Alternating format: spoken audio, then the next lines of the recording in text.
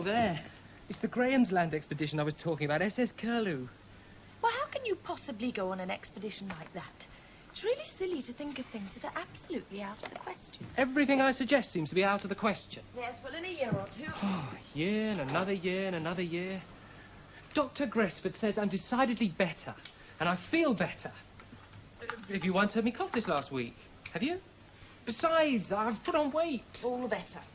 What a mess people make with pints. Colonel Selby shot another duck this morning. He's simply delighted with himself. Letty's furious, of course. She's got to pluck the beastly thing.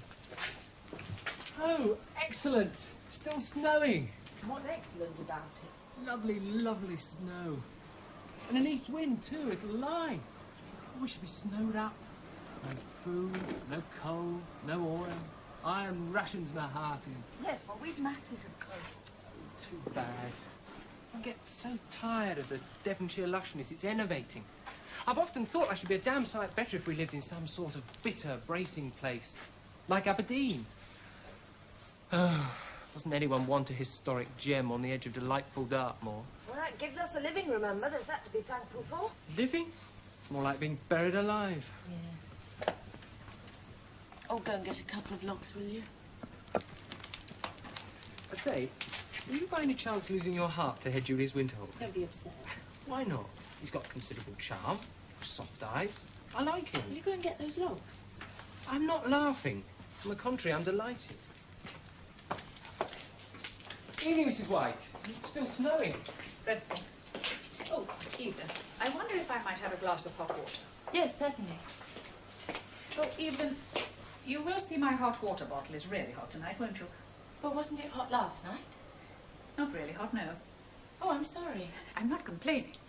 I just mentioned it. Well, I'll see to it myself. Thank you. Snowing. We could have quite a fall.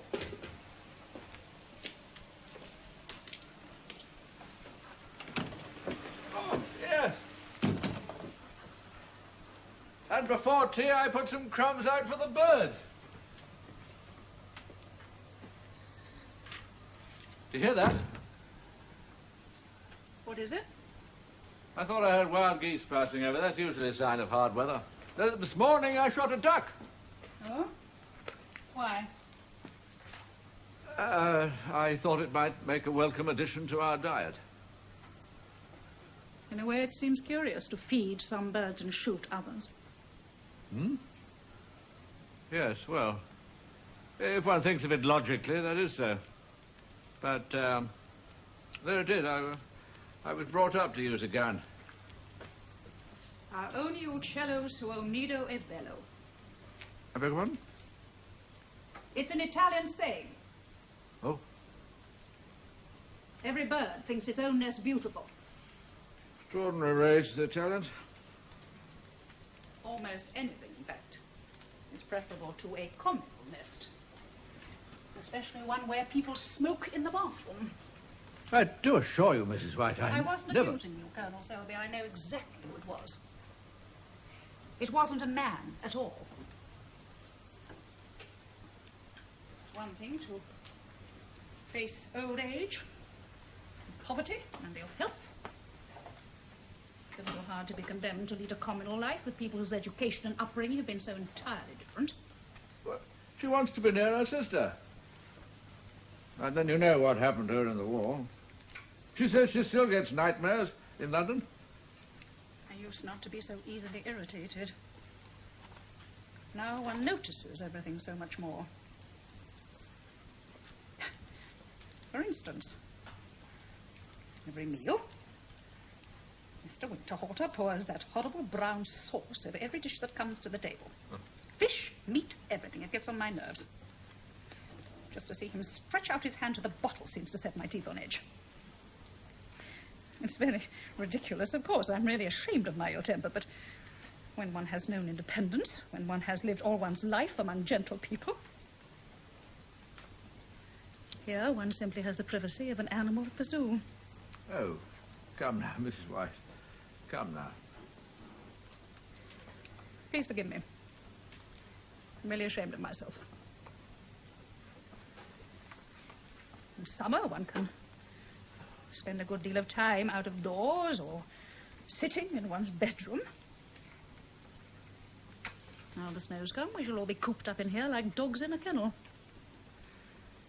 Still December.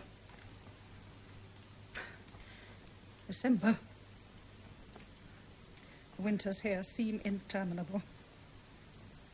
I dare say you used to go abroad in the old days. I don't care to speak of what I did in the old days.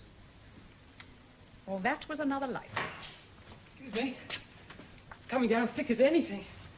You'd be lost on the moor in no time. Oh. I wouldn't care to be in a car either. While I was getting the logs, I had a tree fall in the drive. Oh.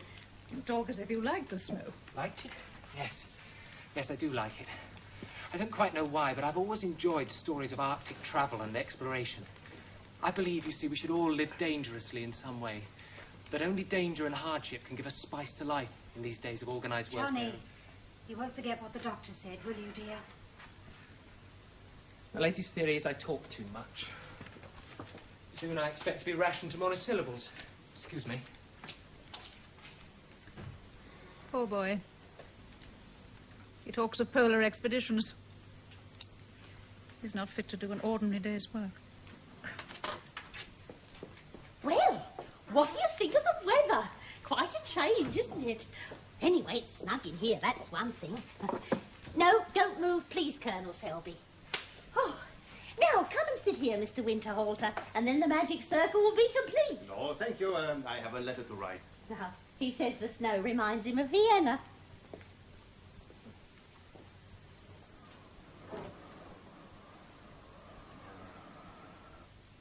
When I was a child, I was excited each year by the first snows of winter.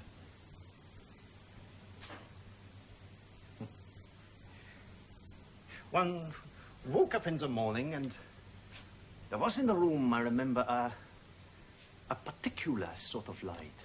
Oh, quite different from the greyness of winter. One looked out, there it was, snow.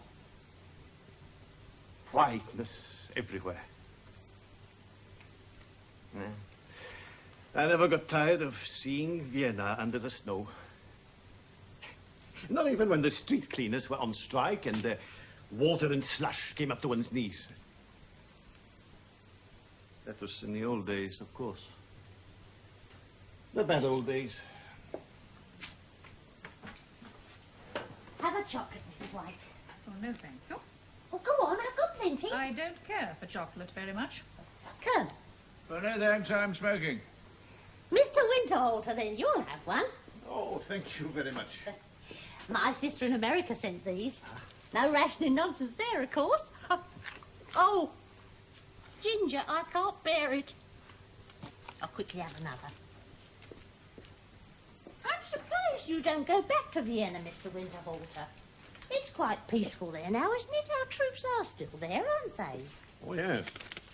Your troops and the American troops and the French troops and the Russian troops, yeah. It's most peaceful. The only trouble, perhaps, is that one can hardly see the peace for the troops. Your hot water, Mrs. White. Oh, thank you. Good night. Good night. Good night. Oh, good night.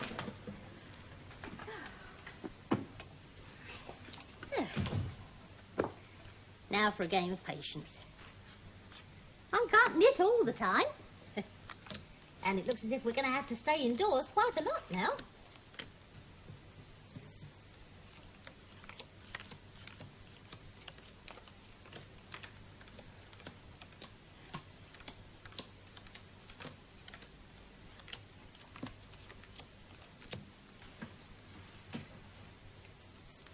Colonel's gone to sleep again. He's always sleeping nowadays. Since his brother died, I don't think he's had more than half a dozen letters. He did have 4 cards at Christmas.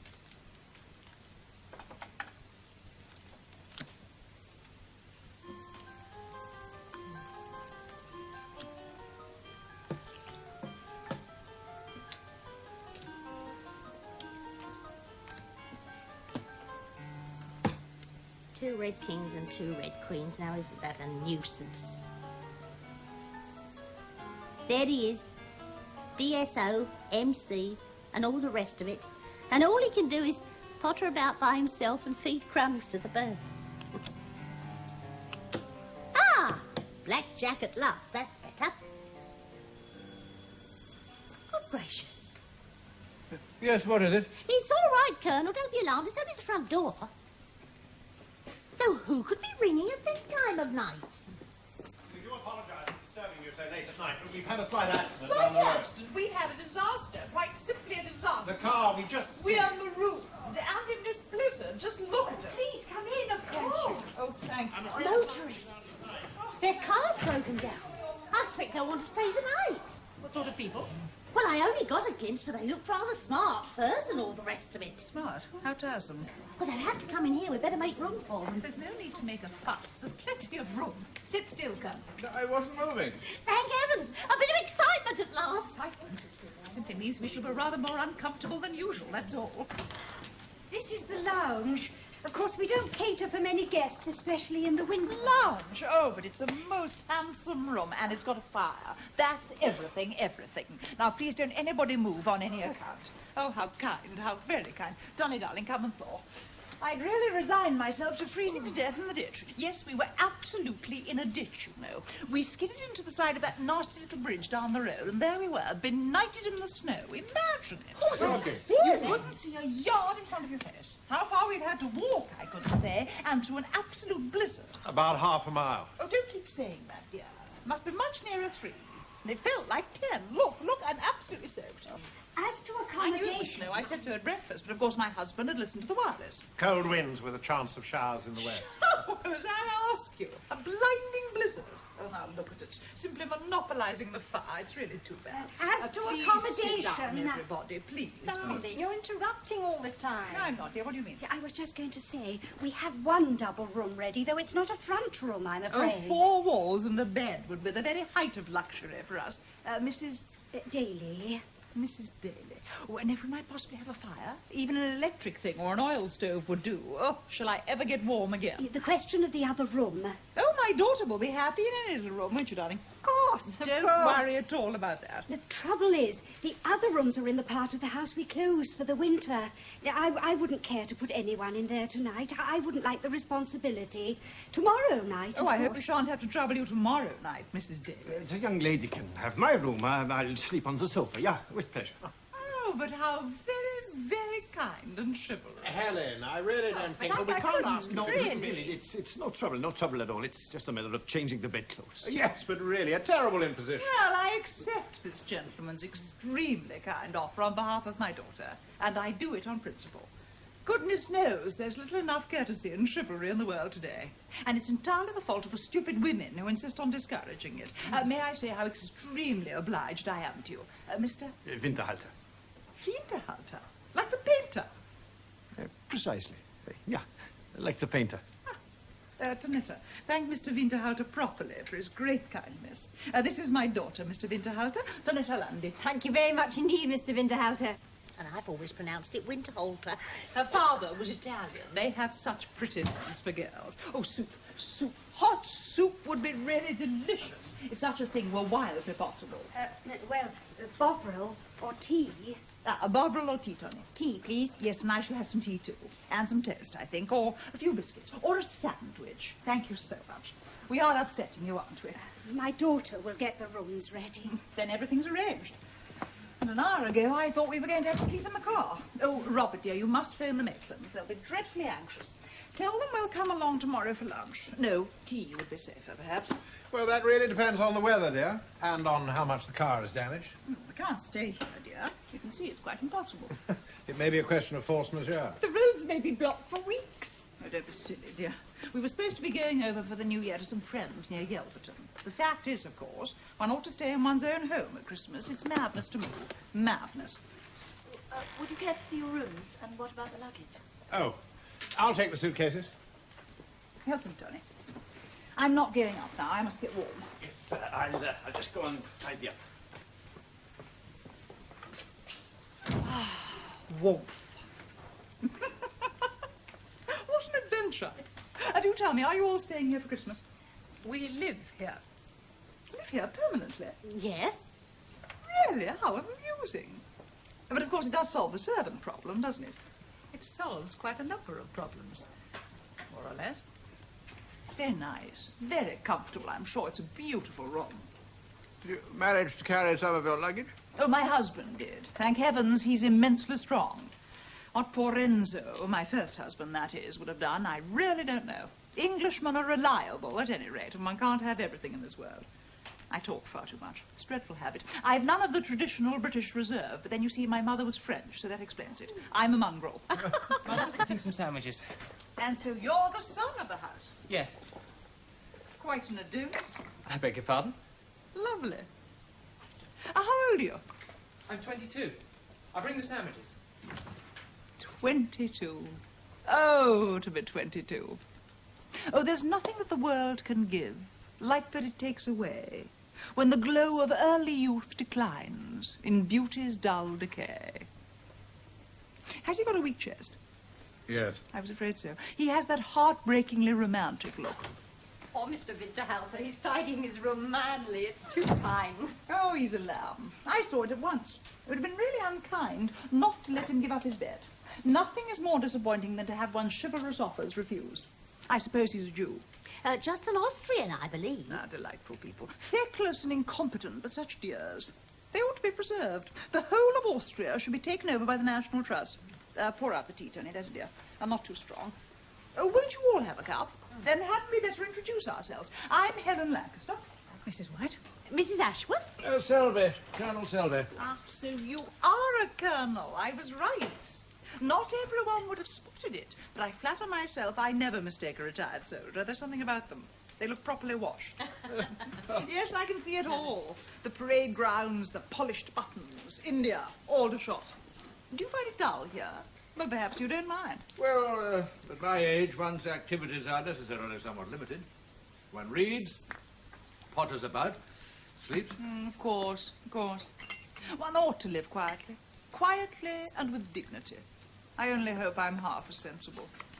Mother says if you want any more, please do ask. More, my dear boy. There's enough there for 3 days. Oh, this is the son of the house, dear. My daughter. How'd you do? How do you do? It's turkey and shrimp or something. Sorry, no ham. Excuse me.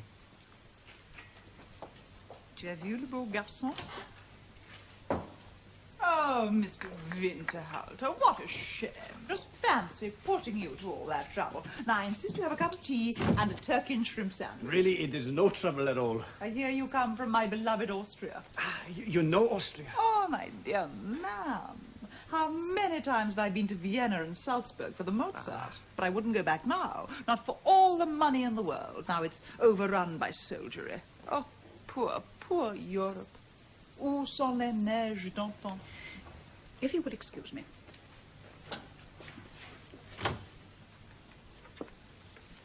She's rather quiet, isn't she? I expect I upset her by making so much noise. Oh, she keeps herself very much to herself, Mrs. White does. Rather superior, you know. It's an interesting face, but unhappy somehow. Tea, Bobby? Please. Oh, no, don't give him tea, Tony. He'll kick all night. Darling, I must have tea. You know, I really do feel rather badly about all Oh, this. don't go on about it, dear. It pleases him to give up his bed, don't you understand? Just so. It wouldn't please me. Mr. Winterhalter isn't English. He's a romantic, like me. He won't feel so romantic in the morning with a crick in his neck. I shall see perfectly well, I do assure you. Yes, of course you will. Tell me, that rather cross-looking girl who carried in the bedclothes, is that Mrs. Daly's daughter? Yes. Yeah, that's Evelyn. Yes, her fiancé was killed just before the end of the war. Quite a tragedy. Oh, how terrible. Tell me, what regiment were you in, Colonel Selby? I was a gunner, a horse gunner for many years. I had a friend called Claude Wilmington. He commanded something or other called the Chestnut Troop. It was years ago, of course. I knew old Claude. I've got some photographs of him upstairs in the attic if you care to see them. You haven't? Oh, how absurd. Of course, I should love to see them. I can't wait. It may take a little time to dig them out. The bottom of a trunk, you know. Now, please don't bother now. Tomorrow. No trouble at all. Helen, you really shouldn't. They're in the attic. Darling, it is a shame. Oh, what nonsense. He'll enjoy digging for them. I don't suppose he's shown them to anyone for years and years. It'll be a great excitement for him. He's got 6 or 7 albums. We've all seen them several times. Except Mrs. White. Heavens, heavens! 1:30 already. Oh, excuse me, won't you? It's my variety night.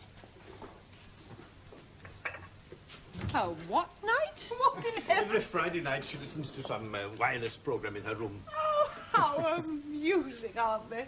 Oh, poor dears. Can you imagine living here, making this one's home? I don't suppose it's a question of choice. Oh, don't be so sententious, Robert, as if I didn't know that.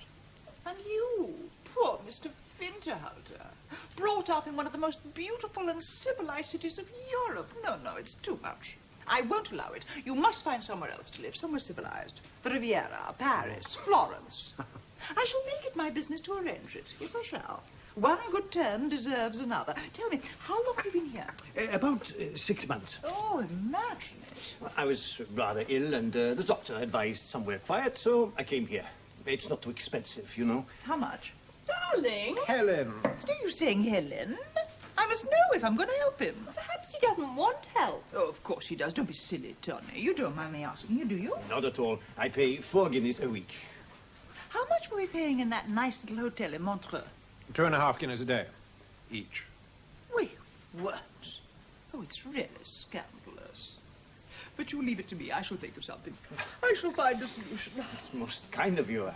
Now that I'm warm, I suddenly feel overpoweringly sleepy. Come, dears, to bed. You can't go to bed yet. You've got to look at the Colonel's photographs. You said you couldn't wait. Well, now I can't wait to go to bed. Darling, you He'll be really just are as delighted to show them to me tomorrow. Now, come along now. We're keeping poor Mr. Winterhalter from his sofa, too. Gute Nacht, Herr Winterhalter. Schlafen Sie wohl. Gute Nacht, gnädige Frau. Ah, charming. Good night, Mr. Winterhalter. Good night. Good night, and many thanks. Good night.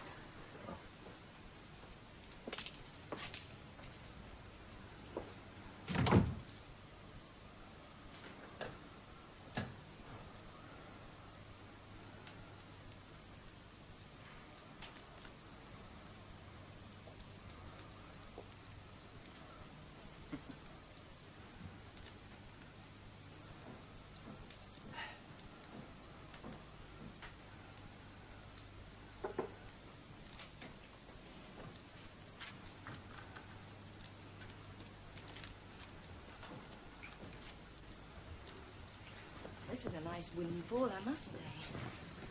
Unless they can go tomorrow, we shall have to open up the other wing. All the carpets are up too, and the curtains are packed for the clean. She's very charming, Mrs. Lancaster. Oh, yes, very. Seems to have plenty to say. Hope this won't be too uncomfortable for you. No, quite all right. Yeah, one can tell she's lived. Traveled. We could pull up an easy chair if you like, then you could stretch your legs. No, thank you. I don't need that. Can't think why you gave up your bed.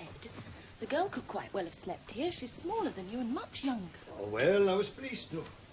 Too good-natured. It annoys me to see people who have everything in the world taking advantage of you. What does it matter? One night. It's the principle. That's what I object to. Do you know what their car is? A Rolls, he told me. A strange coincidence. Tonight, just when the snow had reminded me of Austria, someone should come here and speak of Vienna, Salzburg. Been reading that little German grammar you lent me. I'm getting on quite well. I don't think it's as difficult a language as people say. Salzburg will be white now until March. Must be wonderful to travel. Speak several languages. Makes one so much more interesting to talk to. Though perhaps people like that can become rather tiring after a time. Tiring? Oh, I don't suppose one could ever tire of such a person. No? Perhaps not. In any case, it doesn't matter. Matter? Well, the snow will thaw and she'll go. Tomorrow or the next day, or the day after. She'll go.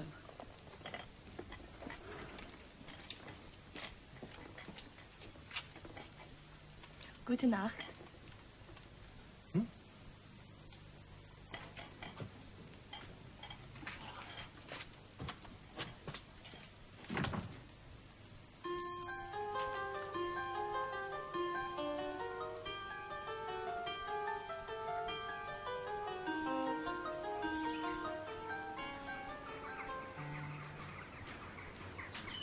wonder if anything could possibly be said.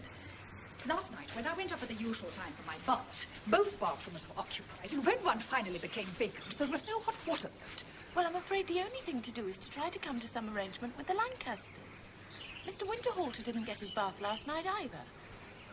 Colonel Selby, your bread. Oh, thank you very much. Froze hard again last night. Yes, it was bitterly cold.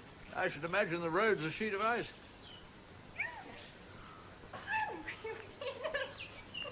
Great thing to be young.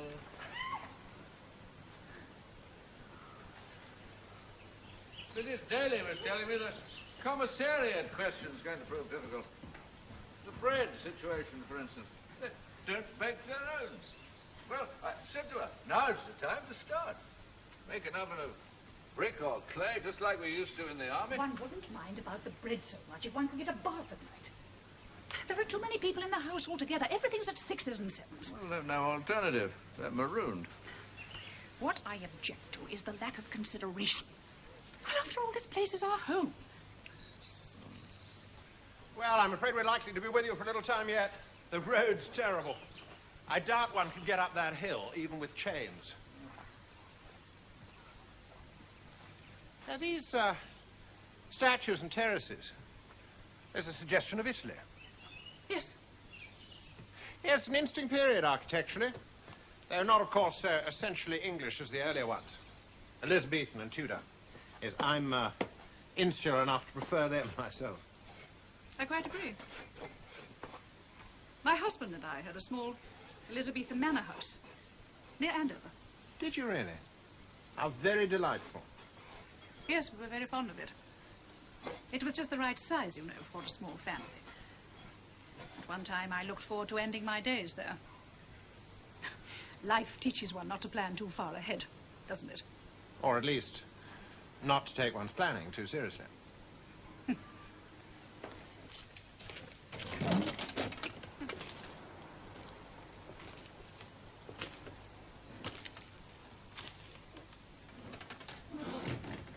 My son was killed in the war, and my husband died of pneumonia in 1945.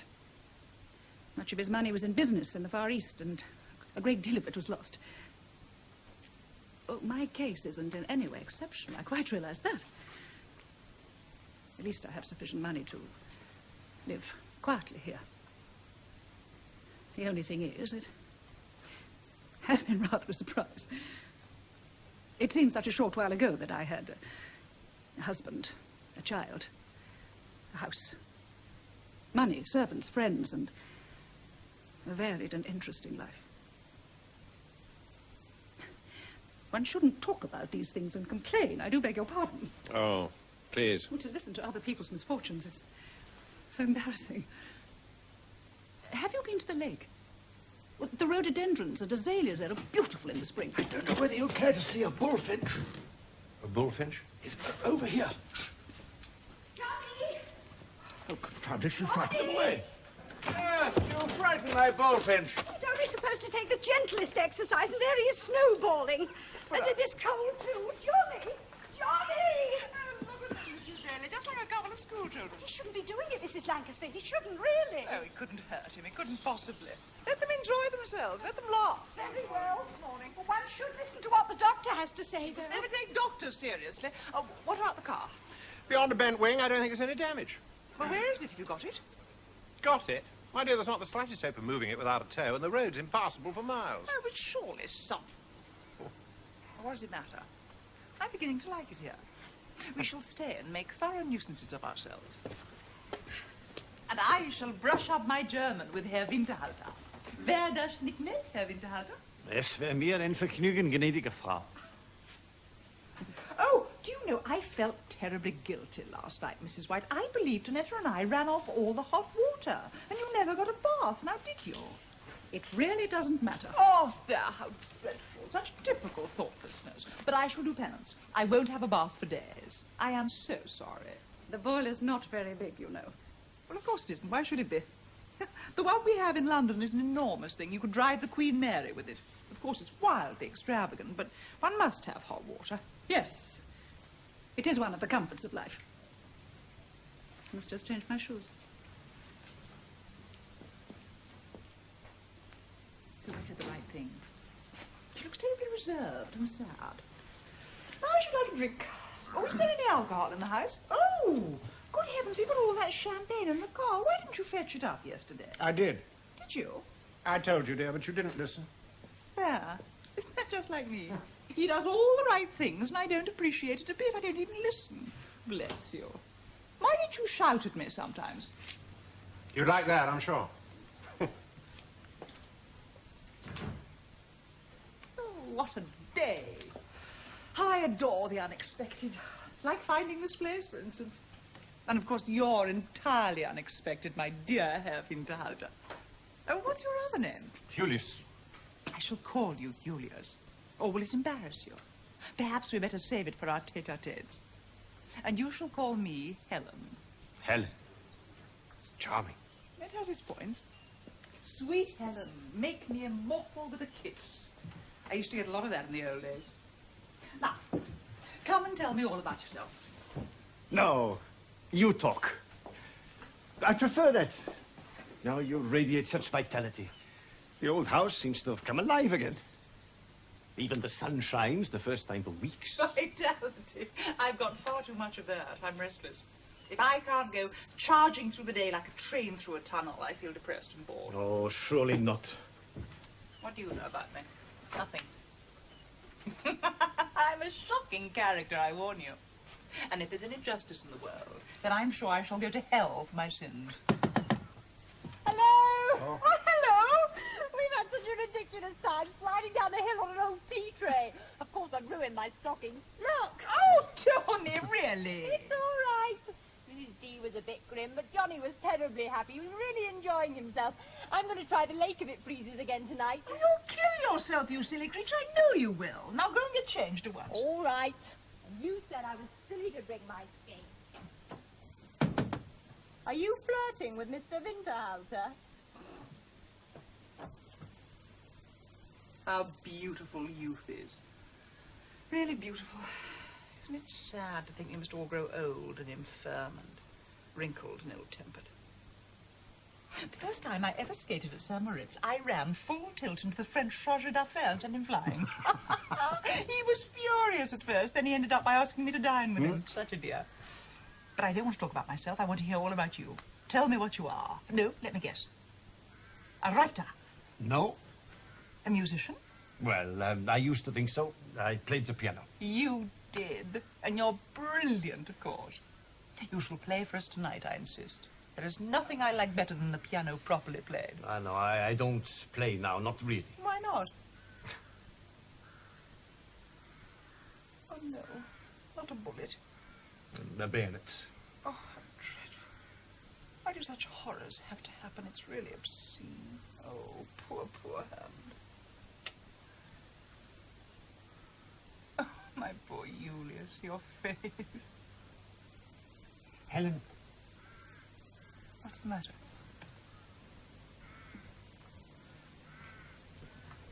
Oh, the very person I wanted to see. Now, I'm one of those tiresome people who can't sleep properly unless I have a whole lot of pillows. I don't know why it is, but if my head's too low, I wake up with a stiff neck. I don't quite know if we have any more pillows. I'll have to ask my mother. Oh, thank you so much. Why does she look so cross with me? It isn't a crime to ask for more pillows. Oh, I'm sure our being here is a nuisance, but goodness gracious me, it's only for a few days. A few days, of course. Oh, now you look sad. But we shall see each other again. You come up to London, don't you? Oh, not now. But you must. Besides, there are all kinds of people I should like to introduce you to who could help you and so on. Help me? Yes, I shall help you. Yes, I shall. Now, who do I know at the Austrian embassy? Oh, just to think of Vienna makes me feel sentimental. Must be so dreadfully changed.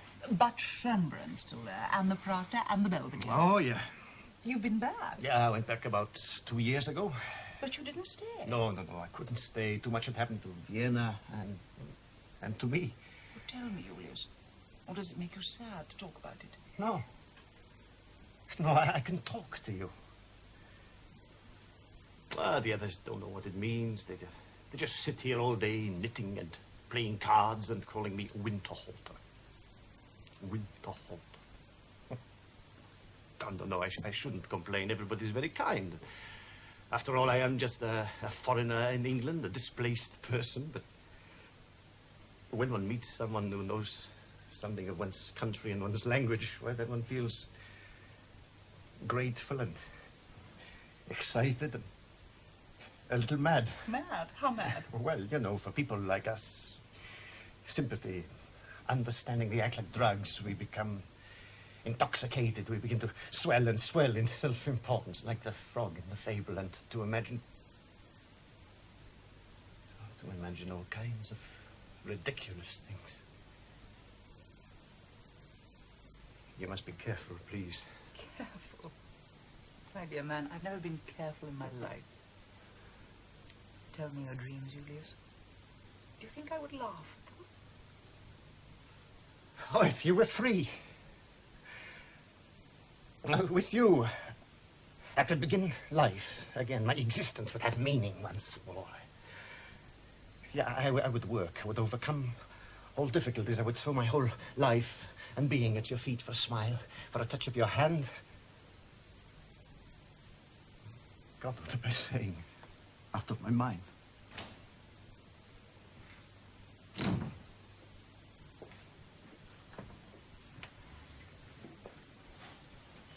Ah, the Colonel's still waiting for his bullfinch. Excuse me?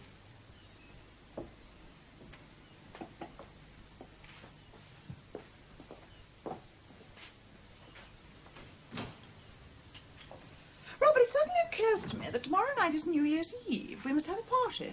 I'm not going to drag all that champagne back to London. One feels sorry for some of these people.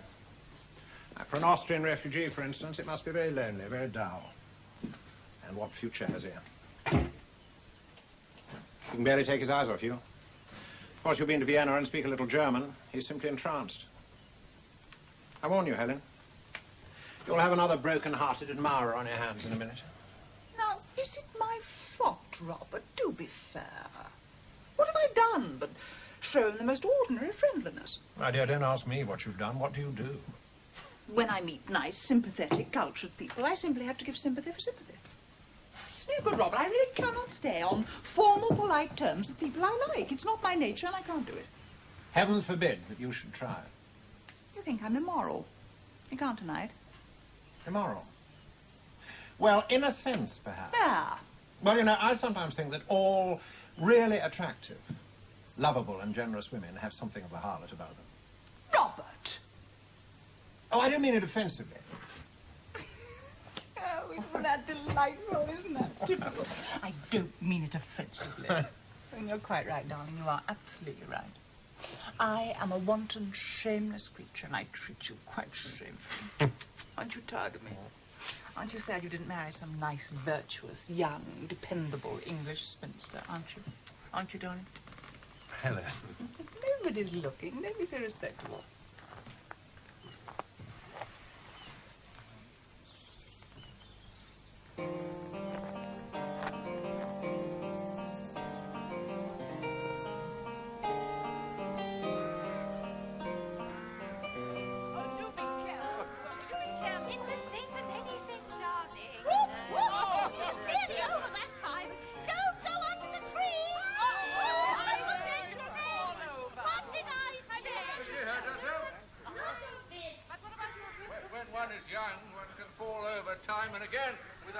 Oneself. Now, if I were to do it, I should be carried off to hospital unconscious. Oh, that's it. When you get old, your bones snap like matchsticks. What's your bag today? Swimming is a graceful sport, too. And so is fencing. I shouldn't care for shooting birds. Seems cowardly in a way. Lions, tigers, elephants, that's different, but I shouldn't care for it myself. I shouldn't fancy it. I shot a leopard once. And twice I sat up all night to get a tiger, but it didn't come. Won't go off, will it? Go off? Well, I'm terrified of firearms. Oh, no. Empty. Yes, but I believe even with empty ones sometimes dreadful accidents happen. Think I can have one of their chestnuts? Oh, here comes Mrs. White. On Mondays, Wednesdays and Fridays she goes down the river to the bridge and back, and on Tuesdays, Thursdays and Saturdays she goes the other way to the village. Lovely afternoon, isn't it? Yes. I think the wind is changing. I thought it felt just a very little mild as I came up the hill. I shouldn't be surprised to see a thaw set in tomorrow. Have you had any sport, Colonel Selby? Thought I heard 2 shots. Oh, I fired twice at a snipe and missed it clean. I heard a cock pheasant somewhere. Oh, now if you could shoot that. Ooh. It's a pleasant sound in the stillness of a winter evening. The wood seems silent and deserted, and suddenly you hear this noise of life. They're still skating. Yes. And of course Mr. Winterhalter is there with her mother. Oh, if he knew what a fool he was making of himself. I don't think I've seen anyone ever come over quite so sloppy. Well, she's very attractive, of course. Very self-confident. I imagine she's always been a success. Rolling in money. She didn't get that in the bargain basement. And the shoes. Beautiful leather. And tonight we're all drinking their champagne. 6 bottles. No doubt it's amusing to astonish the bourgeois. It's chilly. I shall go in. She can't bear them. Can't bear them. She's jealous, of course. Some people are born lucky in life and others aren't. It's no good complaining. I mean, take me and my sister. I get left some money. She gets crippled with rheumatism. I'm going over to read to her tomorrow. Now, there's an extraordinary thing. Pardon me. My wife was very good at skating. She used to cut figures and all the rest of it. She used to go flying round in a circle with her arms spread out like this. You do look funny. Imagine what it was like when these walks were properly kept and there were gardeners to trim the hedges and sweep out the dead leaves. But at my age, I rather like this atmosphere of decaying splendor. Oh, it's melancholy, I know, but restful. I'm a romantic, Mr. Winterhalter. Evidently. Oh, how I love to see a man with a gun. When I was a girl, I used to load for my father sometimes. Oh, the excitement of it, with the beater shouting, over, over, and the whir of the wings. Breathlessly exciting. Oh, bad luck on the birds, I say. Oh, the whole thing was really quite shocking. But the sheer ridiculous extravagance only added to the excitement. There's nothing ridiculous or extravagant left in the world today. Except perhaps Ascot and the House of Lords. The world's getting duller and duller. Everyone of our generation says that. It dates us at once. I don't mind being dated. I've never lied about my age, even in public. I'm 45. Well, that's honest anyhow. If I may say so, you were certainly very young for your years. Oh, I have no illusions, Mr. Winterhalter. I'm 45. I feel 45, and I look 45. Don't I, Colonel Selby? Now, I want the truth. No pretty speeches, please. Oh, but Heavens, I believe he thinks I really look 50. Oh, no, do a show like You should have said I didn't look a day over 47. It would have served me right. Oh, now I've lost one of my nice new gloves. Oh, perhaps you dropped it by the lake. Shall I just stroll back? No, I'll go back, Colonel. I will with pleasure. No, please don't anybody bother. I'm so careless. It's no trouble at all. I'll go to the lake, Colonel. I know where we were walking. Perhaps I left it in the house. Perhaps you did. I'll go and look. No, Colonel Selby, oh, look, I disturbed everybody. They've both gone. Colonel Selby! No, Colonel... No, it's no use shouting. He's a bit deaf. I'm going in for tea. I'll tell them. Well, tell them I'm not altogether sure I had them both with me. Thank you so much. Now, what's the time? 4:15. You noticed how interminable the days are here? How these poor people don't die of boredom, I don't know, living here month after month. They haven't had much chance of dying of boredom since our arrival, anyway. Have we caused a commotion? Well, really, they ought to be grateful. Oh, the monotony. Oh, they're quite comfortable. reasonably well fed. They've books, wireless, the country. At a certain age, what more can any of us hope for? I believe you say that on purpose to annoy me. To annoy you? What's annoying about that? At 60 or 70, one must surely be content with a somewhat less active existence, and one might as well accept the fact.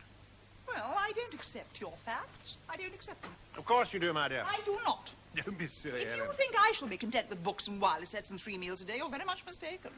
Life must be a perpetual adventure. It's worth nothing. There's only one thing in the world that appalls me, and that's the threat of stagnation. Boredom. Dreariness. That never, never. I'm afraid I'm not growing old very gracefully. I'm dreadfully spoiled, I know. I like admiration. Warms me so. Even poor little Winterhalter. Look at him. Searching for my glove as if his life depended on it, poor man. I meant to speak to you about him. Oh, I know what you're going to say, that it isn't fair, that I'm leading him up the garden path. I know. But is it all selfishness? Put yourself in his position. Wouldn't you sooner be hopelessly in love with some unattainable woman than not in love at all? Living here like a cabbage, wouldn't you? I suppose he does suffer. Suppose he does weep. Johnny! Well, I've wept for love a dozen times. We all have. That's life. That's tea.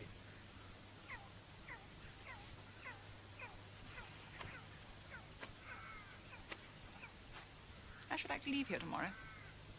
There's an atmosphere about this place that makes me sad. It's mournful. I don't like it. Oh, tomorrow there must be a change. We must have a thaw. We really must. I'll arrange it. I'm looking for Johnny. Oh, he's down by the lake still. Thank you for giving me a name. Seriously, sure. Johnny! Johnny! I found it. Found what? Oh, her glove. She lost her glove, and I found it over there by the pond. How clever of you. Well, she's just gone in. You'd better run along quickly after her. Yeah.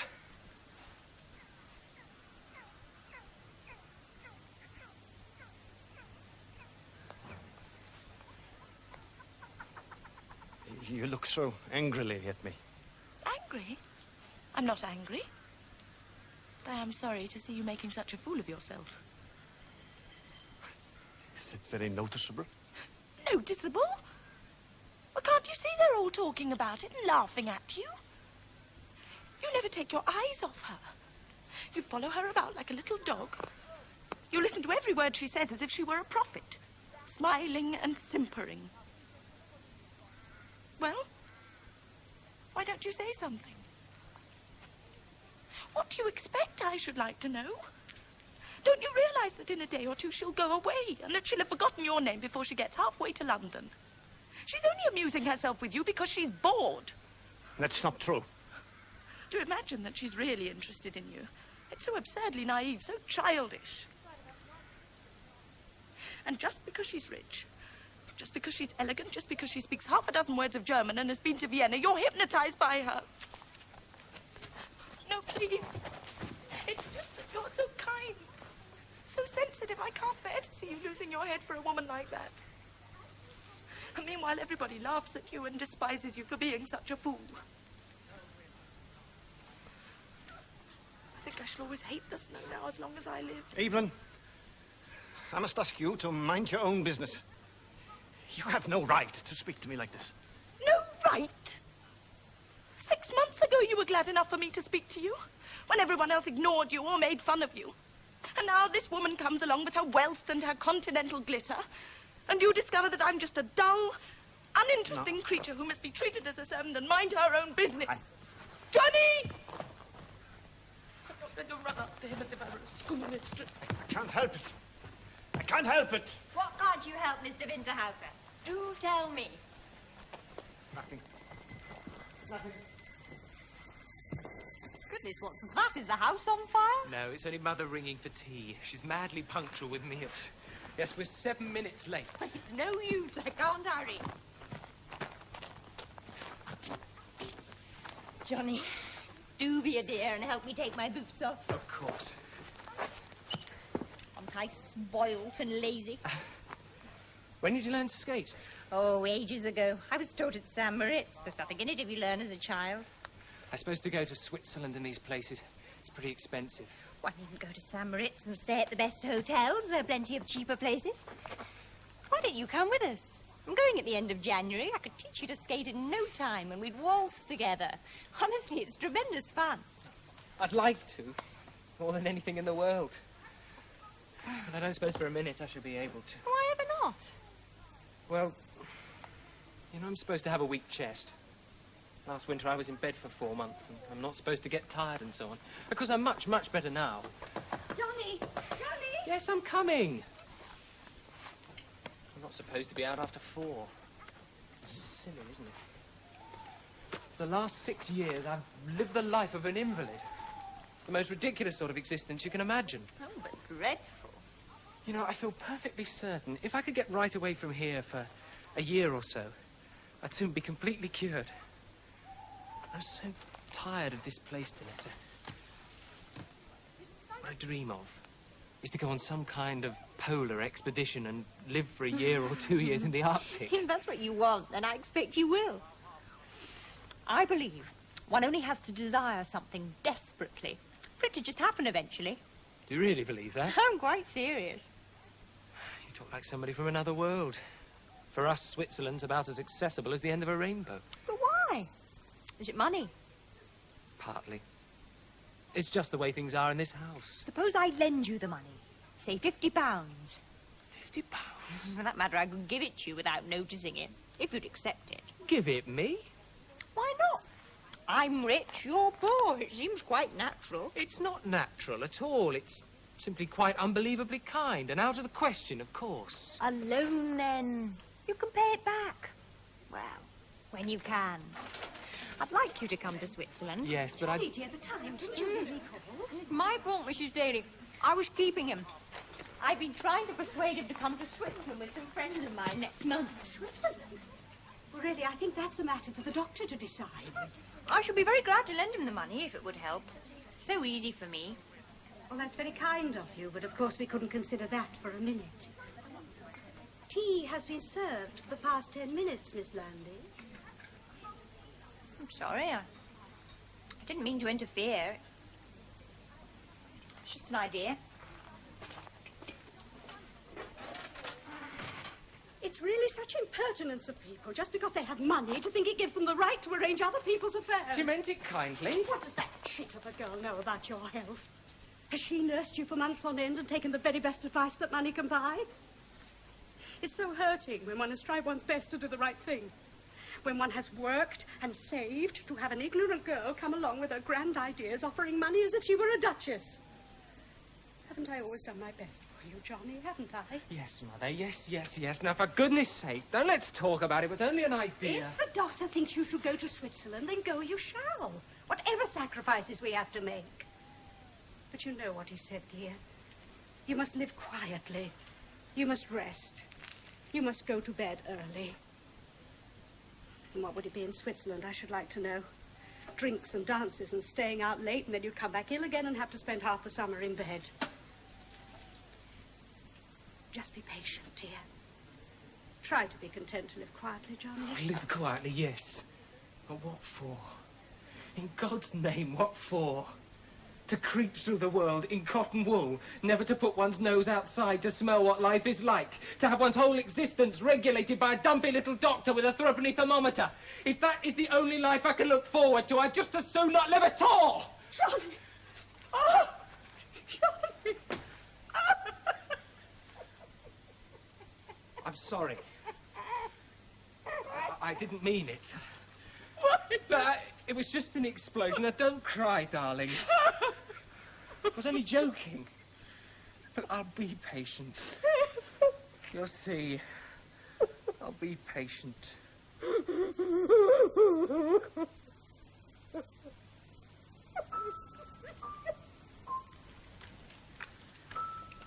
You're too cautious, too inclined to think before you act. Your headline is stronger than your heartline. You must counteract a tendency to vacillate, to see both sides of the question. And the future. Oh, the future. Very interesting.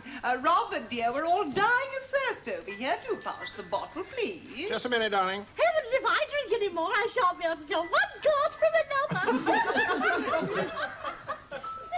I suppose she's never drunk champagne before. I beg your pardon?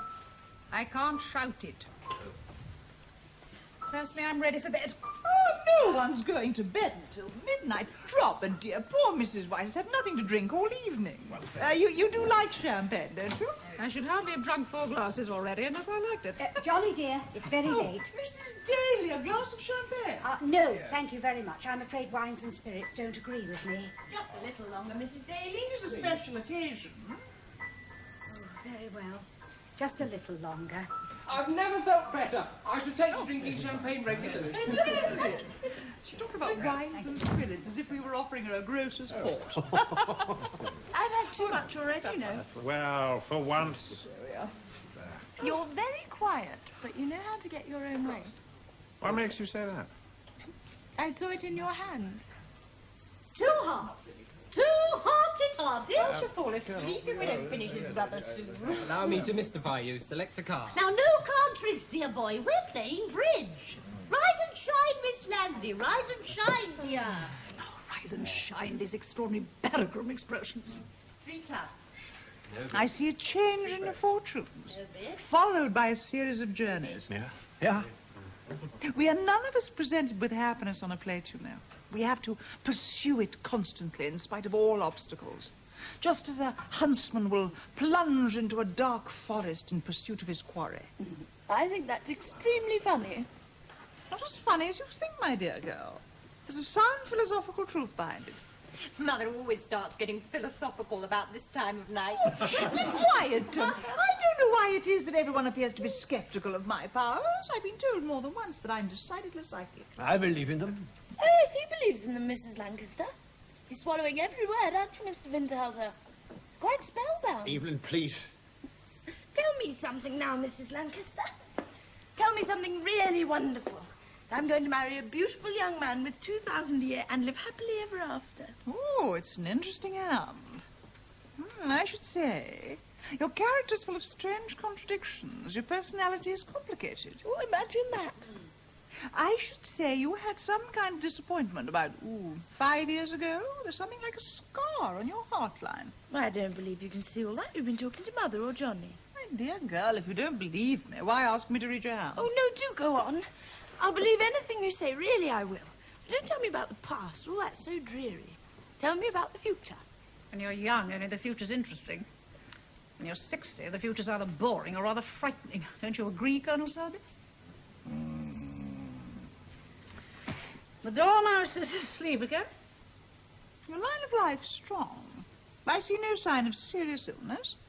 How old are you? I'm 28. That's true. In vino veritas. I see quite a happy marriage for you, but not for a few years. You must be patient. Your heartline suggests there's quite a lot of happiness in store for you. Happiness? Do you hear that, Johnny? Happiness in store for me. Hallelujah. And shall I be rich? Do tell me I shall be rich. No, you will not. But I don't really mind. Money means nothing to me. Oh. It's true. I've never envied the wealthy. Money brings its own troubles, doesn't it? I can't see any more. Oh, well, thank you so much. Happiness in store for me. After all, I suppose it is possible. Fill my glass, Julius. This When we were in Paris, Mother read a man's hand and told him he was going to have a pleasant surprise. I did not say a pleasant, Tony. Now, that's not... Next day, he was knocked down by a motor car. Oh, of course, he may have been pleasantly surprised he only broke one of his legs. Oh, it's a parlour trick, like another. Of course, if one happens to believe in free will, as I do, then it hardly seems likely that one's future is going to be neatly marked out in the palm of one's hand. But it's fun, it's amusing. You see, she doesn't even believe it herself. Not as he is far too sensible. Aren't you, Julius? Prost. Prost. Now, come and sit down. And tell me when you're coming up to stay with us in London. What about the week after next? Oh! What night are we going to Covent Garden for the Mozart? 11. Then you must come up on the 10th and you shall come with us. It isn't Vienna or Salzburg, but it is adorable music. That's wonderful. And that's settled. It's so kind of you.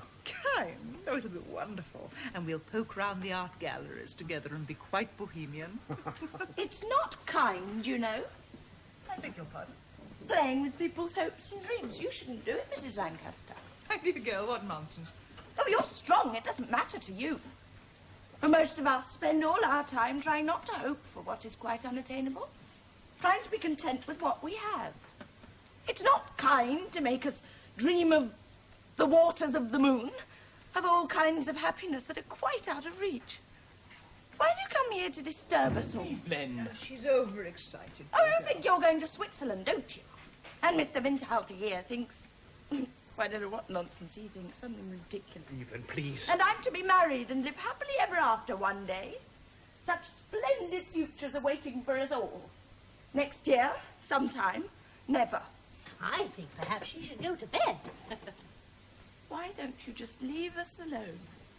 We're just dull little people leading dull little lives in a backwater. For God's sake. My dear girl, nobody's dull. We're all of us extremely interesting. No, I tell you, we're dull. And I ought to know. Dull, this is Ditchwater Hall. Oh, don't stare at me. Why don't you go on with your game? Wouldn't you like to go to bed? What a beautiful blouse that is. Is it real silk? Yes, it is. Mine's real imitation wool. It's very nice. Oh, do you think so? I'll change with you if you like. I've only had it about 7 years. Evelyn. Now, come along, dear. We'll go upstairs together and you have a nice lie down. What's the matter, Mrs. Now, you take an aspirin, pop into bed, and you'll feel as right as rain in the morning. I don't want to pop anywhere. I don't want to see the new year in either. I don't see the point in sitting here drinking, being sentimental just because another stupid year's starting. Now, if you could put back an old one occasionally, there's 1 or 2 old years I wouldn't mind having again. Well, there's one anyway. But as for the new year, you can keep it. I don't want it. It's no good to me. Oh, that's a cheerful way to talk. Now, you say good night, dear, and then come along with me. Come on. Good night, good night, good night, Mrs. Lancaster. And thank you so much for inviting Johnny and me to your party. Yes, good night, dear. I hope you'll feel better in the morning. Schlafen Sie wohl, Herr Winterhalter. You see, I speak German too. That's right, dear. Come on. Come on, dear. I'm not in the least. Come on, asleep. Evelyn. Good night, meine Damen und Herren. Schlafen Sie wohl. Come on. I'm so sorry. She's not usually... I hope you don't think... Oh, my dear boy, I think nothing at all. It's all of no kind of significance whatsoever. I haven't heard her speak as much as that all the time I've been here. Oh, then we've achieved something. That's all to the good. Oh, she wouldn't let me take her upstairs. Said I was to go back and enjoy myself. Oh, poor thing. She's just had one too many, I'm afraid. As a matter of fact, I feel a bit silly myself, don't you, Mrs. Light? I do not. Has it happened? There's no need to bite my head off. There's no need to get on your high horse. I dare say you do think I'm a rather vulgar sort of creature, but there it is. You must make the best of it. We all have to live in that station of life to which it has pleased God to call us. Fiddlesticks.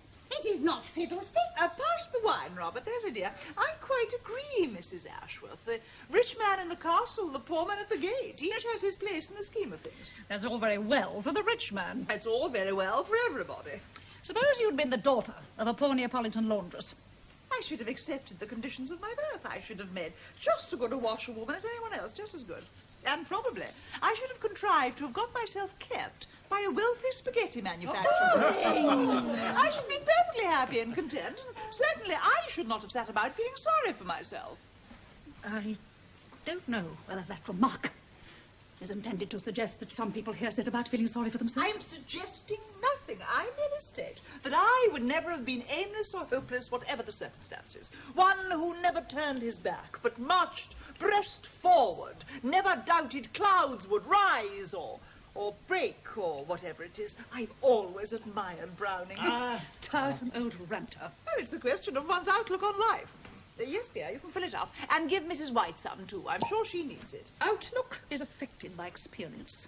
Life doesn't treat us all the same. To the dismal, of course. All things are dismal. Helen, dear, don't you Life think it would be... is joy. That's Browning's message, and I accept it. Helen, do you think this is a profitable conversation on New Year's Well, Eve? who says it's a conversation? It's an argument. God's in his heaven, all's right with the world. Boot, saddle to horse, and away. I beg your pardon, what was that? That was Browning. Ah, Browning. I rather like Browning. Yes, of course you do. Yes, of course he does. He's 22 years old and all his life before him. I'm older.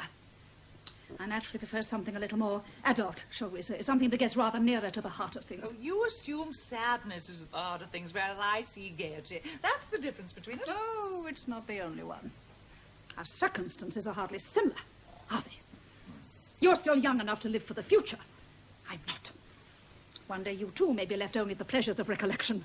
I advise you to bear that in mind. Really? All this sermonizing and on New Year's Eve. Now, Helen, I think this would be an excellent moment to start talking about something quite different. Well, I'm sure I don't care what I talk about. Well, couldn't we all be a bit more cheerful? There's no point in going on with the bridge. Perhaps we could play some sort of round game until 12 o'clock. Come to the slipper.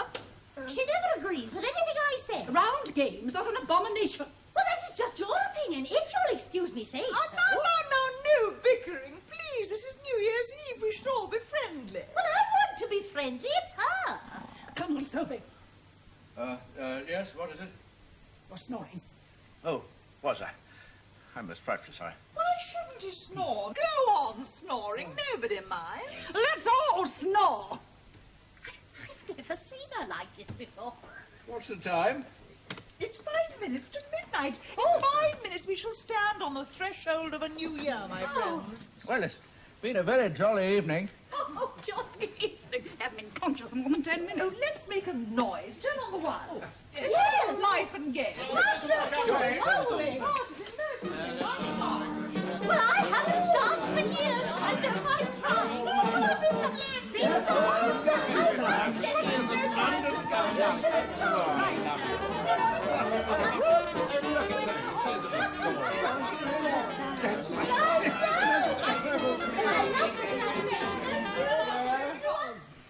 Dreadful noise.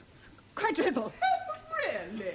So typical. Isn't that a little high-handed? Why shouldn't the young people dance and amuse themselves for once?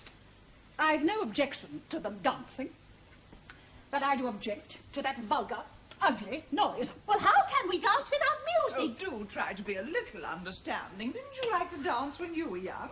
If you still wish to dance, I will play for you.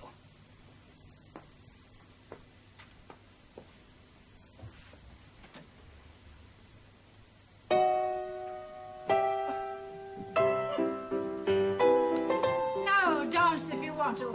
I'm beginning to like this woman. Would you believe it? Dance, everybody. Yes, go You on. should be good at this.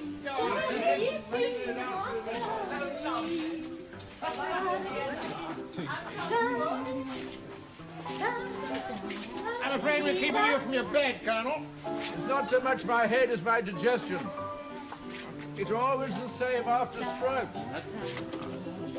Johnny, dear. All right, I'm coming in a minute. It's so late. In a minute. The doctor told me there's so much acid in my stomach, it would burn a hole in the carpet. Stop! Stop, everybody! Listen! The bells!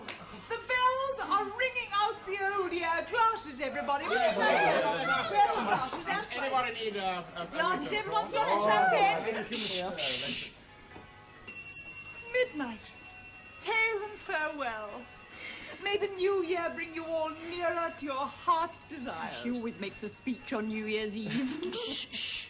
May you find health and vigor, my dear boy, and a new interest in life. Thank you. And may our Austrian friend find a companionship in England that will cheer him in his exile.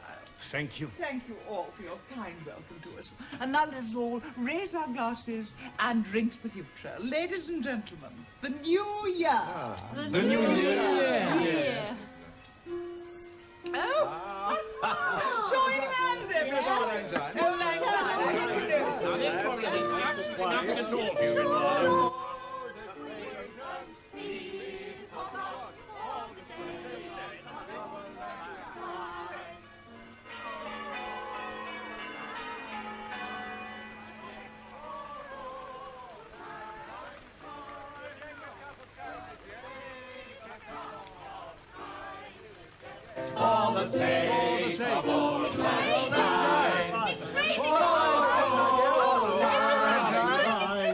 The snow's falling off the roof and the trees. You see, I'm quite wet. And she promised me she was going to bed. Oh, thank goodness. Then it looks as if we should be able to go tomorrow. Yes, you'll be able to go tomorrow.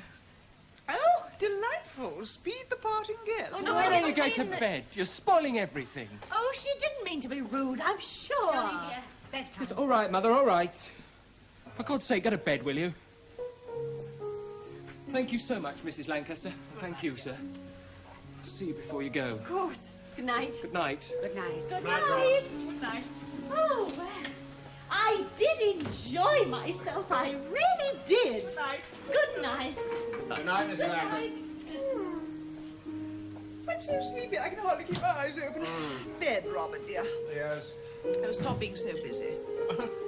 Tomorrow morning we must pack. We'll lunch at the Maitlands. Yes, that's what we'll do. So, tomorrow you will be gone.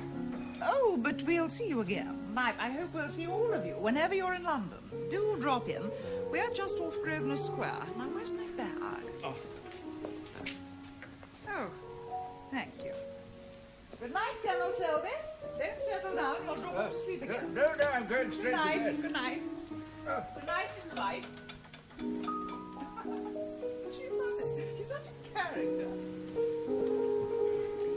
Good night, Mr. Winterhalter. Good night. Good night. Good night. After you. Oh, no, thank you. Oh, good night. Good night.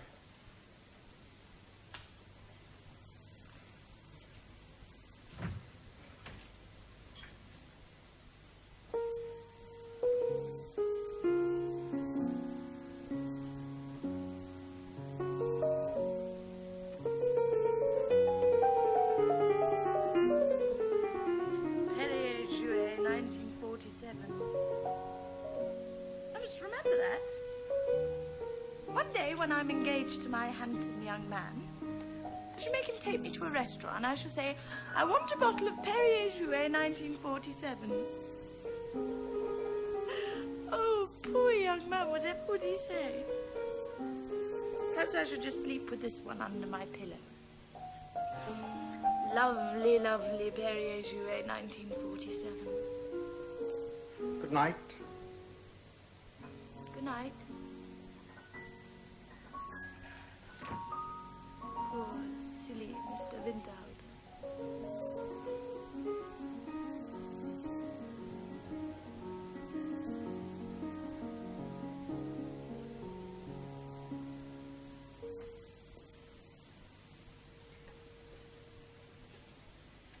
Do you think I was rude, Mrs. White?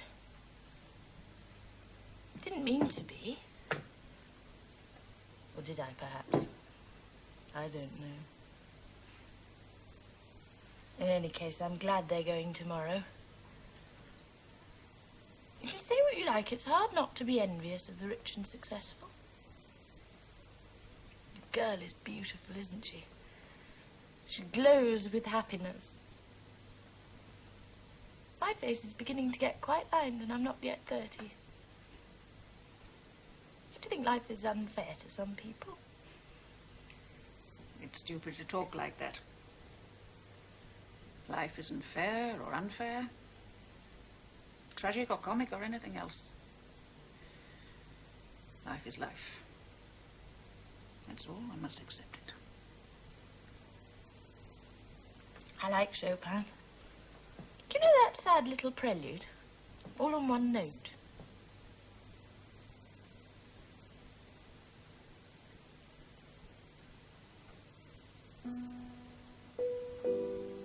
Yes, that's it. Do go on playing. He used to play that.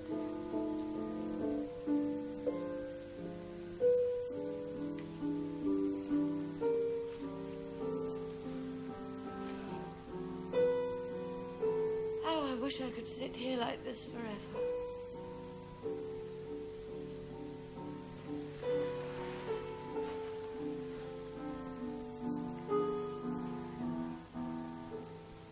If only the morning would never come.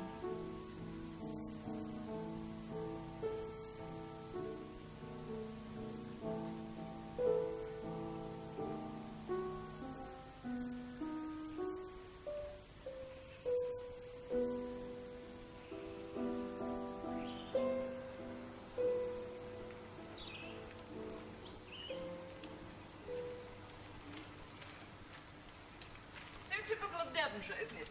One day it's bitterly cold, and the next the wind has changed. The sun shines, and all at once there's a feeling of April. Colonel Selby says it's the Gulf Stream. Yes, we do get a comparatively short winter here. I don't think I should like to live permanently in the country. In fact, I'm sure I shouldn't. The autumn, for instance, is so dreadfully depressing. Oh, I admit that one's existence in London is highly artificial. The hours one spends in perfectly ridiculous pursuits, having one's hair done, going to silly parties, shopping. And in the middle of such trivialities, one is always saying one is busy. Busy. It's really disgraceful. Oh, well, yeah. Won't be long now. Breakdown people are just hauling it out of the ditch. You haven't seen Johnny Daly, have you? Oh, he's in bed. He's got a temperature, poor boy. Oh, he is ill, then. It's really dreadful, isn't it? Yes, it is sad. Very sad, poor boy. You know, if Robert doesn't hurry, we aren't going to get to the Maitlands in time for lunch. Mrs. White, I wonder if I might ask you to give John Daly a message for me if I don't see him before we go. You can't worry Mrs. White like that, darling. It's too silly. It's no trouble. What would you like me to tell him? Just that I'm sorry I didn't see him again, and that I hope he gets better, and that I'll write to him. Write to him? You know how often you write letters, darling. I will write. I'd be so grateful. I'd hate him to think I'd just gone off and forgotten. I expect he'll be down again in a few days. Thank you, Mrs. White. I'll tell him. Please.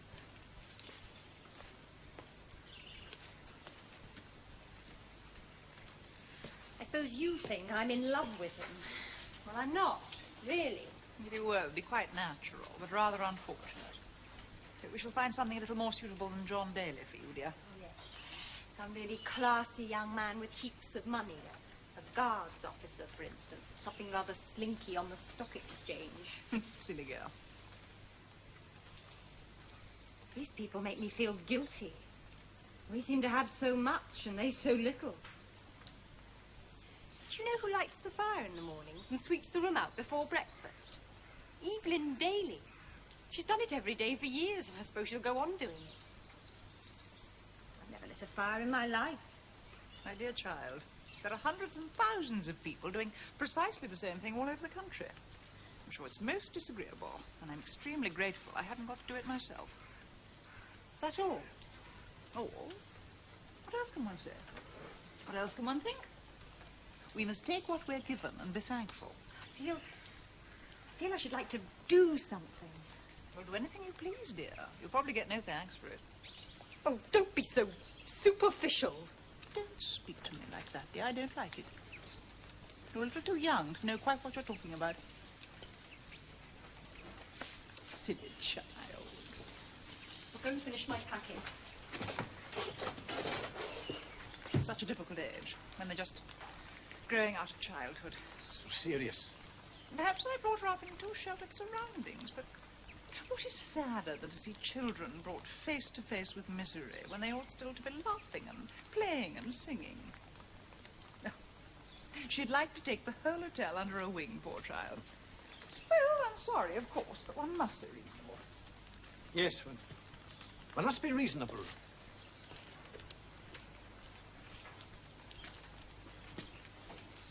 You know,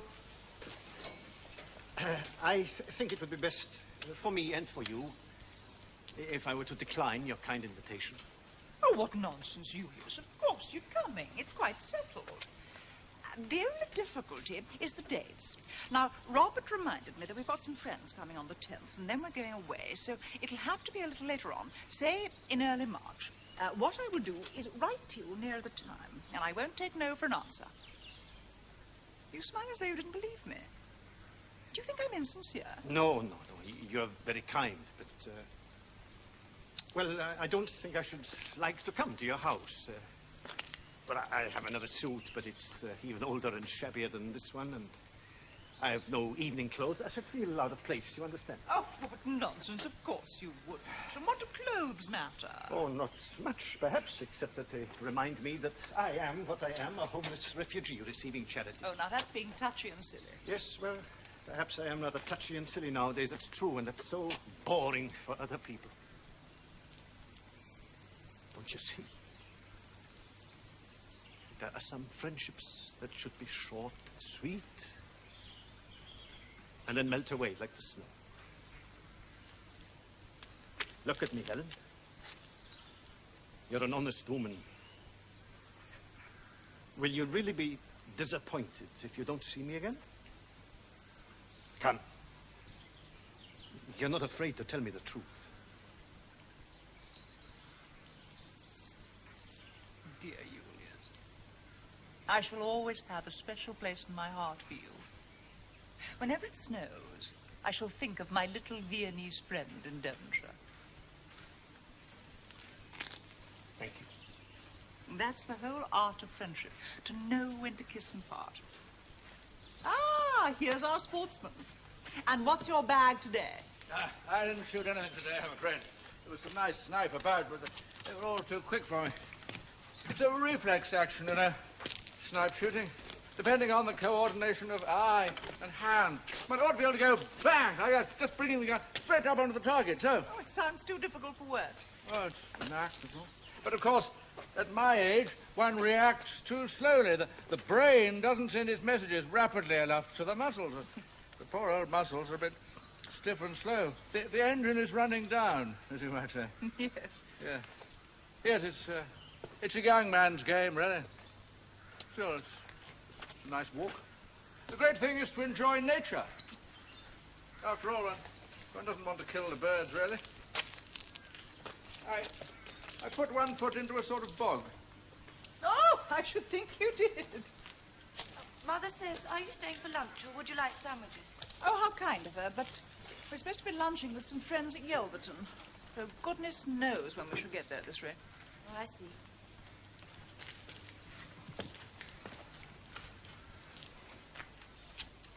I know nothing more annoying than being quite ready to go and then having to hang about. Oh, for goodness sake, go and change your stockings, Colonel Selby. You'll catch your death of cold. Very well. Yes, I think I will. I'm afraid you'd get on my nerves very quickly.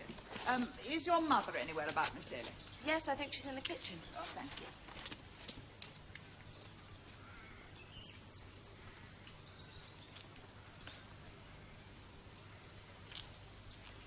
Well, why are you looking so sad?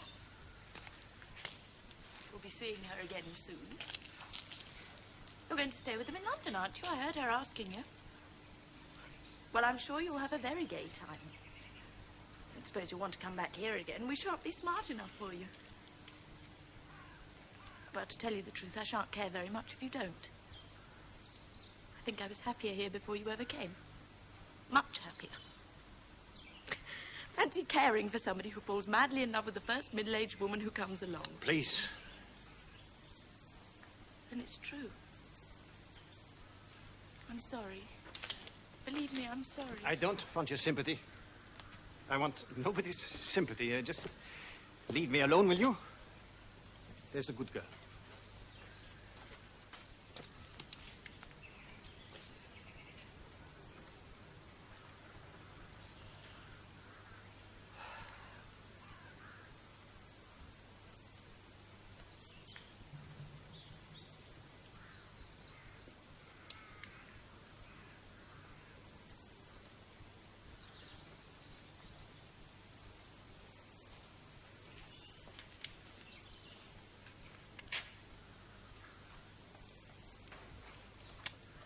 I was just looking at it. So, your car is rescued, Mr. Lancaster. Yes, it's quite all right. My wife mentioned something about you coming to stay with us. Oh, yes, yes. It was most kind of Mrs. Lancaster, but I told her this morning that I'm afraid I shan't be able to manage it. Oh, I'm sorry. Well, later, perhaps, some other time. No. Well, I'm quite a busy man, you know. I find it difficult to make plans. I'm afraid you must find yourself rather lonely at times. If I had to settle down abroad by myself, I should certainly feel it very strange. Well, one gets used to it, you know. Human animal is very adaptable. Winterholt, I should very much like... it would give me real pleasure if I could help you in some way. It's kind of you to offer. Most kind. Tell me, you and I must be about the same age, Mr. Lancaster. Yes. I'm 47, as a matter of fact. Yeah? Same age. Different stars, after all. I just remembered I'd left my gun here. I was afraid Mrs. Ashworth might have seen it. Women are funny about guns. Very funny. Well, I think I shall go for a stroll before lunch.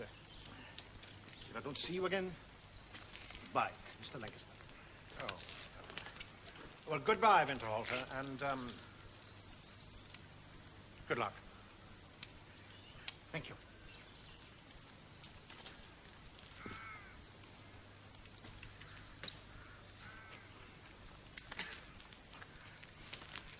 Curious how some of these foreigners like shaking hands. When he first came here, he shook hands with everybody when he said good night. And if you gave him half a chance, he'd come down to breakfast and start the whole thing all over again. I can't help feeling sorry for the poor devil. Extraordinary the amount of Worcester sauce the fellow eats. I gather your car has been rescued. Yes. I expect you'll be glad to go. There's nothing whatever to do. 5,000 acres of rough shooting. That's what the advertisement says. Plenty of rough, but damn little shooting. Of course, when one lives permanently in the place, one gradually slips into a kind of routine. And then the days pass very quickly. I wanted to tell you how much I enjoyed the party last night.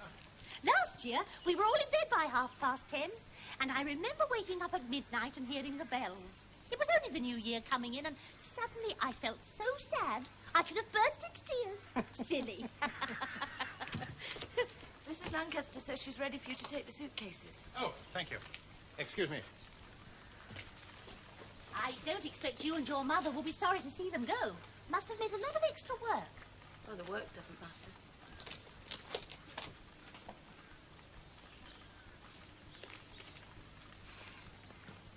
There should be some chance of a bath tonight, anyway. Poor girl. She's had her nose put out of joint, I'm afraid. Our little Austrian friend quite lost his head. Though what he imagined could possibly come of it, I really don't know. Oh, oh dear. I'm not used to these late nights. Go back when they're gone. It's so silly, dear, when you've got a temperature. Now, that's not sensible, Johnny. It really isn't. You insisted on getting up to see them go. I would go back when they have gone. You see? What can one do? Now, that's naughty, you know. Very naughty. That's not the way to get well and strong, young man. Well, lying in bed upstairs isn't the way either, especially on a morning like this. Oh, by the way, Miss Landy asked me to give you a message. Well, a message? For me? She said if she didn't see you before she left, she would write. Oh, thank you. She was right. She had an idea, you see, I'd go to Switzerland a little later. Very good of you, Colonel. Not at all. I'll say goodbye, then. I think I should go and get the car ready. Goodbye, and I only hope we haven't been too much of a nuisance. Of course not. Goodbye. Goodbye. Oh, please don't bother, Colonel. Yeah, I can manage. Thank you. Goodbye. Bye. Bye. Goodbye. A real gentleman. Too much of a nuisance. Oh, we should be grateful for having been stirred up a bit. I don't know that I care very much for being stirred up nowadays. Oh, I must say it rather amuses me to see how the other half lives. Thousands a year they must have. Of course, they say that money doesn't bring happiness, but at least you can be miserable in comfort. It isn't the comfort that would appeal to me, but a sense of freedom. Dullness, routine, being cooped up in the same surroundings. That's the real hardship of poverty to my mind. When I was a subaltern living on my pay, I travelled half across India on a horse just for the fun of it. Talk about being cooped up at their point slot. Money one needs its initiative. Ah, but conditions were different 50 years ago, Colonel. You were forgetting that. Try riding around India nowadays and see what would happen to you. What would happen to him? Well, now you mention it, I really don't know. Oh, I thought you were in bed. No, I'm quite all right. I just wanted to see you to say I mean to come if it can be arranged. Oh, that's splendid. Of course it can be arranged. Yes, somehow I'll come. I'll write to Look, you. whatever happens, I'll come. I've got it, darling. Goodbye, Mrs. White.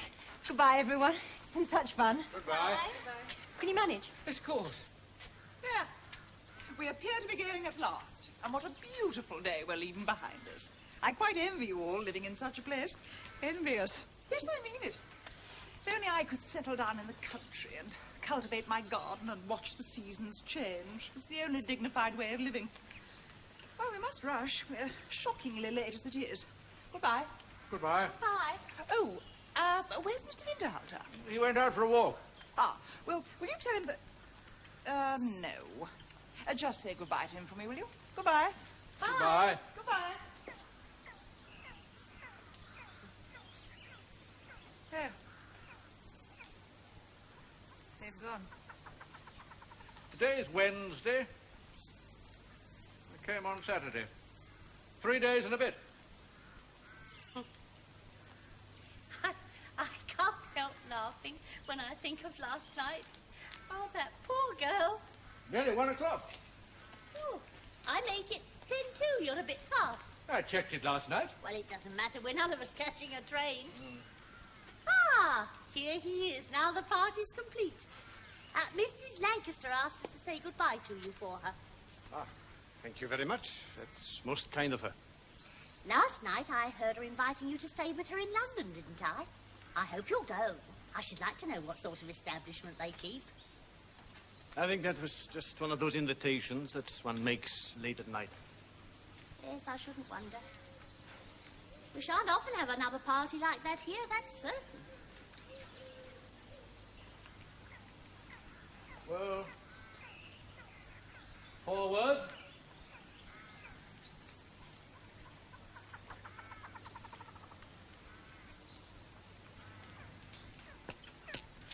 Johnny, Mother wants you. You're to go back to bed. Listen, Let her go. She's upset. very well. Always the same.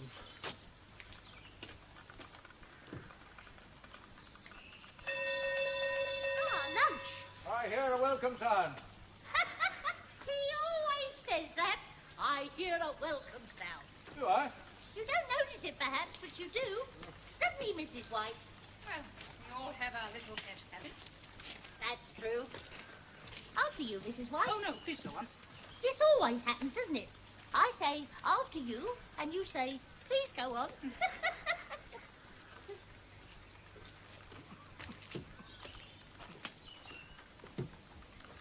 Coming, Winterhalter? Yeah, coming. Ah. Winterhalter. Colonel Domkopf. Suppose it's too late, is it? They've gone. Yes, they've gone. Oh. Well, I found this in the girls' room. On it was this note. Dear Miss Daly, I'm leaving this coat behind in the hope that you may have some use for it. We're about the same size, I think, but should it not fit, do dispose of it in any way you like. T.L. I suppose this is left as a tip. Well, it's quite ridiculous, and I shall have to send it back. I shouldn't think she's worn it more than 3 times. Must be worth at least £30. How can she imagine I can accept a present like this? To be patronised by that chit of a girl, it's too much. Well, don't you think so? I don't know. Perhaps she meant it kindly. She seemed rather a nice girl. Yes, but had it been a scarf or a pair of gloves, I could have accepted it, but this is much too much. Do you like the coat? Of course I like the coat. It's a beautiful coat. I could never afford anything half as good. But it's out of the question. You send it back. You'll probably hurt her. Is that what you want? Why did she leave it for me? I hardly spoke 3 words to her. She didn't even like me.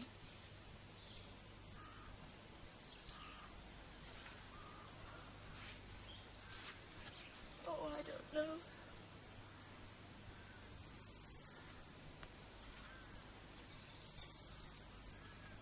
Fact is, I suppose I'm gradually becoming the sort of person who takes offence at kindness. or can't say thank you for anything.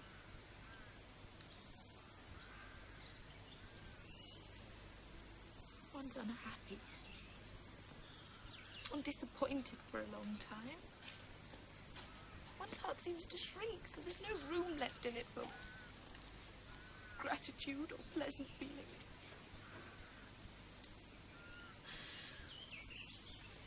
Why should one always think the worst of people? So mean, so despicable.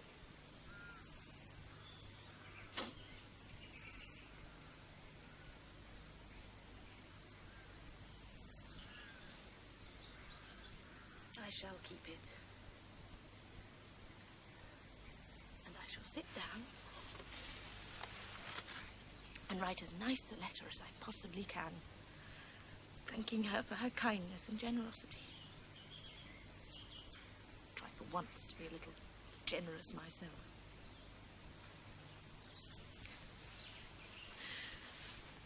What am I crying for? What a miserable couple we are. Poor Julius. You know, I begin to think that the only sin in life is to be unhappy. How shameful it is to sit here in the sunlight, nursing our little sorrows as if they were important. What a fool I've been. What a fool.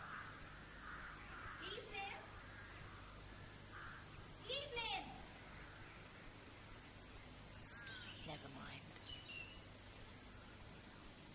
Never mind.